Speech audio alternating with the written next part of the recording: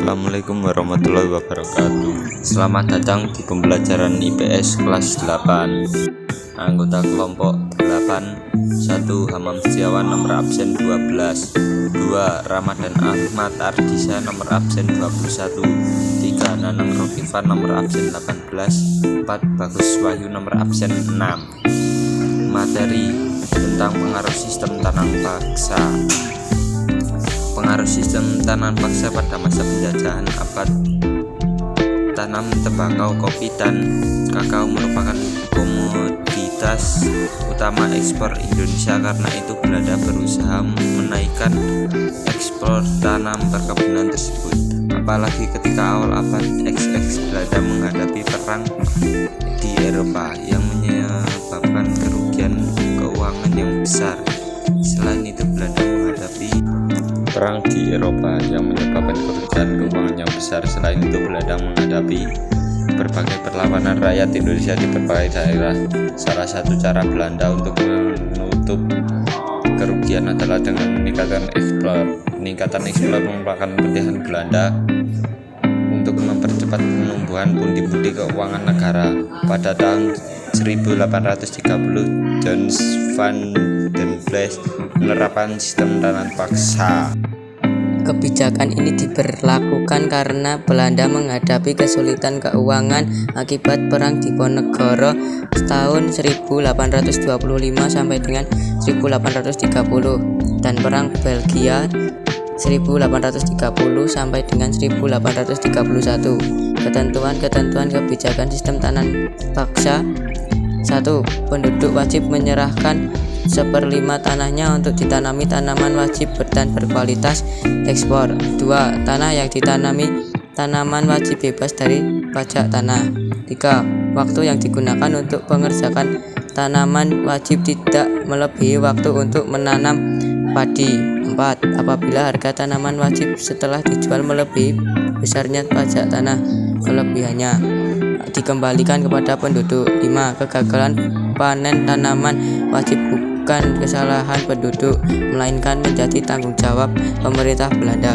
6. Penduduk dalam pekerjaannya dipimpin penguasa pribumi, sedangkan pegawai Eropa menjadi pengawas, pemungut, dan pengangkut. 7. Penduduk yang tidak memiliki tanah harus melakukan kerja wajib selama 1/5 tahun, 66 hari, dan mendapatkan upah. Ketentuan kebijakan tanam paksa yang diberlakukan pemerintah Hindia Belanda sangat memberatkan masyarakat Indonesia, apalagi pelaksanaannya penuh dengan penyelewangan sehingga semakin menambah penderitaan rakyat Indonesia.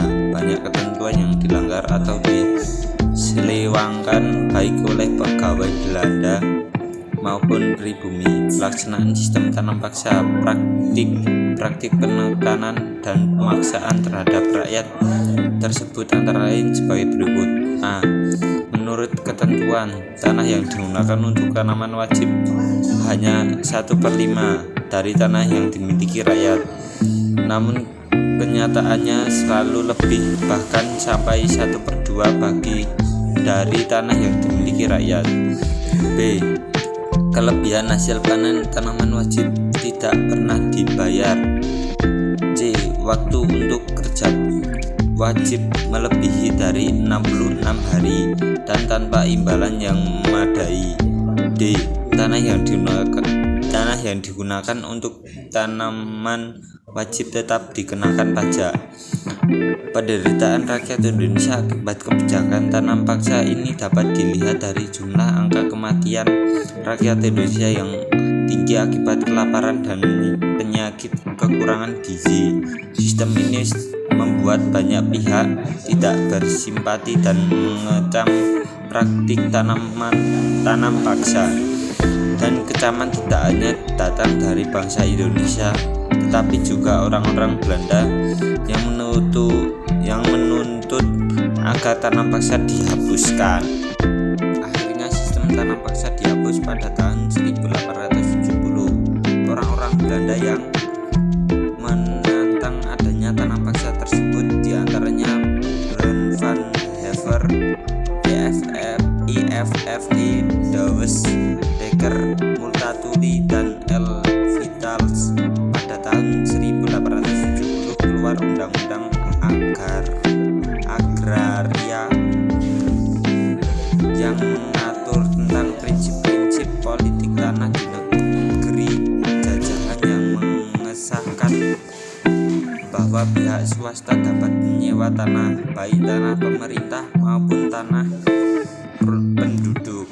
Tanah-tanah pemerintah dapat disewa penguasa swasta sampai 75 tahun. Tanah penduduk dapat disewa selama 5 tahun dan ada juga yang disewa sampai 30 tahun. Sekian video dari saya, terima kasih.